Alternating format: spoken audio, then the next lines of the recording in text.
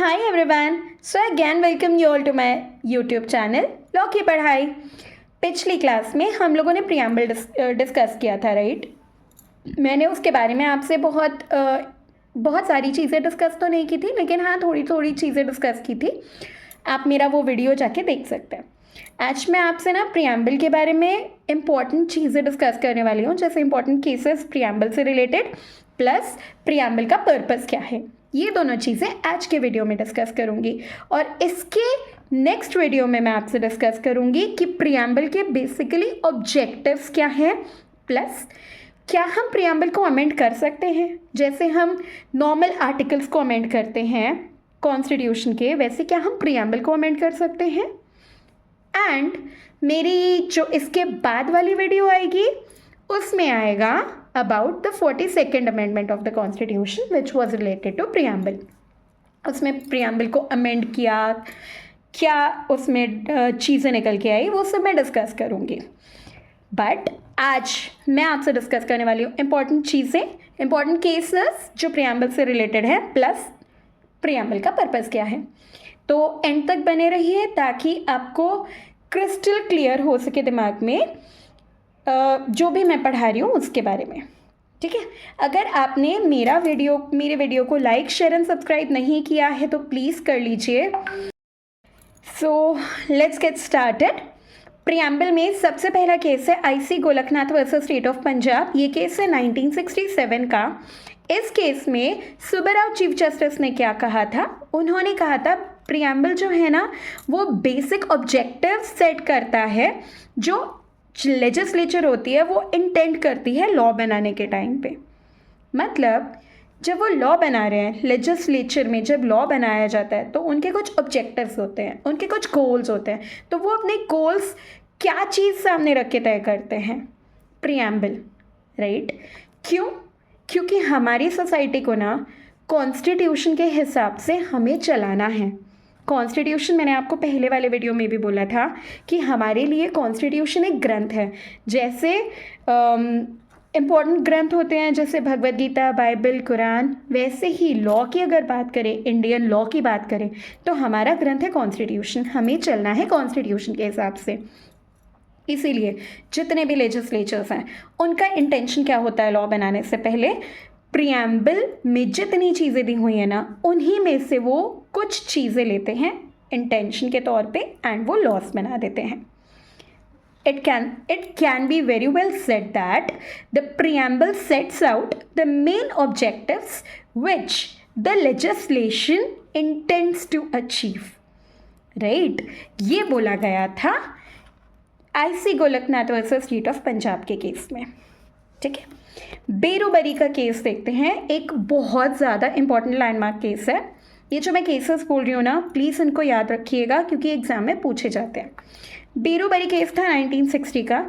इस केस में प्रियम्बल के बारे में सुप्रीम कोर्ट ने क्या कहा था, सुप्रीम कोर्ट ने बेसिकली ये कहा था कि प्रियम्बल इज द मेन की विच opens the minds of the makers. मतलब प्रियम्बल ना एक चाबी का काम करती है एंड अगर वो चाबी हमने अच्छे से समझ ली कि किस तरीके से उस चाबी से ताला खोलना है अपने कॉन्स्टिट्यूशन का, तो हमें समझ में आ जाएगा कि जो हमारे कॉन्स्टिट्यूशन के मेकर्स थे उनका इंटेंशन क्या था, उन्होंने कॉन्स्टिट्यूशन बनाया क्यों है, वो क्या चाह रहे थे, किस टाइप के डेवलपमेंट चाह रहे थे। तो अगर हमें कॉन्स्टिट्यूशन को समझना है तो सबसे इम्पॉर्टेंट बात यह है कि हमें समझना होगा प्रियम्बल को, उसके एसेंशियल एलिमेंट्स को या उसके मेन सोल को समझना पड़ेगा, राइट। यही बोला था सुप्रीम कोर्ट ने बेरोबरी के केस में। एंड इसमें यह बात भी कही है कि it shows the purpose for which several provisions were made in the constitution.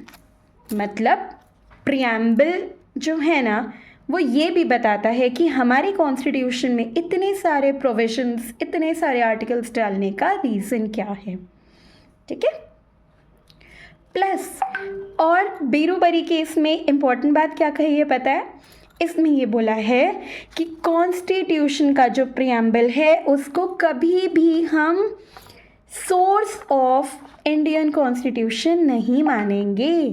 ये सबसे इम्पॉर्टेंट बात इस केस में बोली गई है।